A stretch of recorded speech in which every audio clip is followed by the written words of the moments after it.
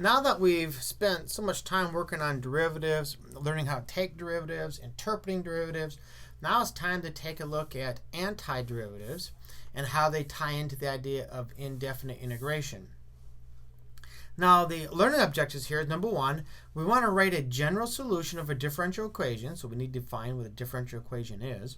And we want to use indefinite integral notation for antiderivatives, so we need to talk about this new notation. We want to use basic integration rules to find antiderivatives and find a particular solution to a differential equation. So this is the four main things over the next several videos that we want to keep a close eye out for.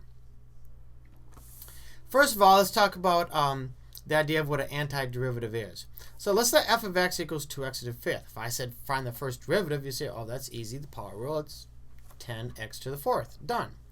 Okay, so f prime of x is the derivative of f of x.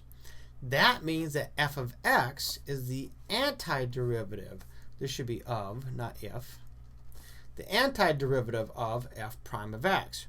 So if you think of differentiation as going from left to right, anti-differentiation is kind of like going from right to left. It's going back to where we started from. But notice here that I said is an antiderivative, not the antiderivative. So notice if I give you g of x equals 2x to the fifth, say plus 3, that means that g prime of x equals 10x to the fourth. So I end up with the same derivative, which means that g of x, 2x to the fifth plus 3, is also an antiderivative of 10x to the fourth. In fact, f of x equals 2x to the fifth plus c, for c being any real number, is actually or will actually result in the same derivative. So f prime of x is going to be 10x to the fourth.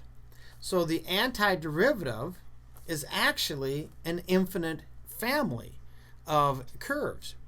So for every value of c that's a real number, the first derivative will bring me here to 10x to the fourth.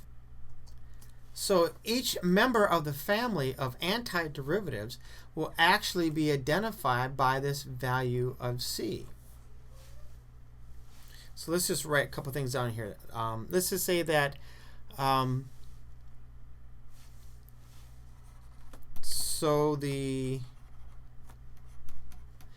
antiderivative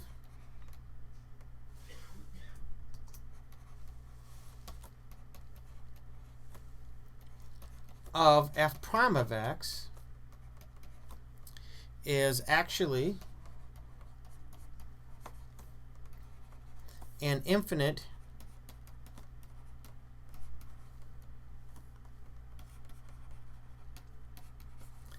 family of curves, each specified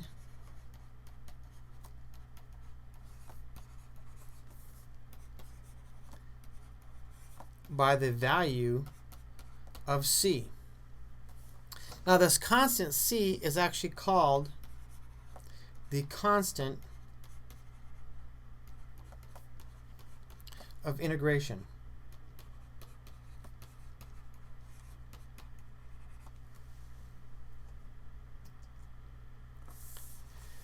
Now 2x to the fifth plus c is actually the general solution to the differential equation y prime equals 10x to the fourth. So if I have a differential equation, I want to solve it. What this means is try to figure out what y is. And again, this is the general solution. A differential equation in x and y is an equation that involves x, y, and y prime. So the operation of finding all such solutions, okay, the operation of finding all of the solutions to this equation is actually called antidifferentiation or indefinite integration. These two are the exact same thing. Now we have special notation for this. y is equal to the integral, and it's this curvy thing like this. This means the integral of f of x dx, which is equal to, and very commonly we write capital f of x as being the antiderivative of f, plus c. Now this value here, f of x, is what we refer to as the integrand. And for right now, we're going to say that dx, we're going to simply note that dx is telling us that we're integrating with respect to x. It's the variable of integration.